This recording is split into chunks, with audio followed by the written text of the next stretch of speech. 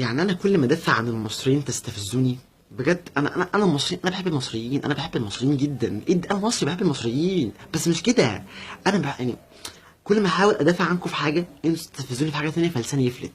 زي الصحفيه اللي راحت ليوناردو في الاوسكار، دي مش منظر صحفيه مصريه. يعني هي اول حاجه بس مفهوم ما كانتش ينفع تقولها ليو هاي ليو. ده لو البلكونه اللي قدام، ده لو جارك في البلكونه قدامك تقول له هاي ليو هاي ليو.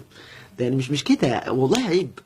تاني حاجه بقى، بتتكلم زي الراجل المنفلوطي. انا مش عارف ليه، يعني انا مش شكلها ولا حد شاف شكلها تقريبا، بس هي طريقه كلامها واللي احنا سامعينه. هي بتتكلم ازاي؟ هاي ليو ام فيرست ايجيبشن جورناليست كفرنج اوسكار. هي فرحانه انها الوحيده المصريه اللي هناك بتغطي الاوسكار. ده مش صح، انت مش الوحيده اللي هناك بتغطي الاوسكار، في ناس كتير قوي بيغطوا الاوسكار معاكي. عشان بس ايه النخ الكدابه اللي انت فيها دي.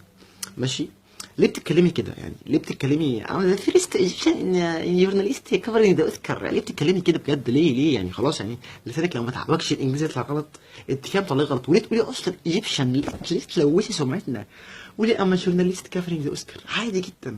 ما تدخليش مصر في اي حاجه كده، ما انت بتبوظي منظرنا كده خالص يا بنتي. بلاش دي. اللي بعتها هناك رئيس التحرير بتاع المجله او الجرنان او رئيس اي حاجه، القناه اللي بعتها على اساس ايه؟ وات اباوت ات يور فيرست اوسكار؟ ده اللي حافظاه. يعني انت بتسالي واحد ايه احساسك عن اول اوسكار بتاخدها؟ ده لو اول كرة شرابها هياخدها في حياته كتكريم من اي حاجه هيبقى فرحان. يقول لك بقى الاوسكار وليوناردو. انت مش مكبره، مش مستوعبه الموضوع اللي انت فيه يا ماما خالص. وات اباوت ات يور فيرست اوسكار؟ هو من الخضه، مش من صدمه سؤالها، مش عارف يقول لها ايه، فراح لا جريت يعني انا مبسوط. تقوم بقى مش تسكت وتلم نفسها، لا تعمل له ازاي؟ اتس يور فيرست. وات اباوت ات؟ يعني خلاص بقى السؤال اتسال مره، انت عايز تساليه بطريقه تانية تبقي صايعه. مش كده، خديها على جنب، مش قدام الكاميرات. انت فضحتينا. وبعدين بصراحه هو السؤال ممكن يتسال بس مش كده. السؤال ده يتسال لمين؟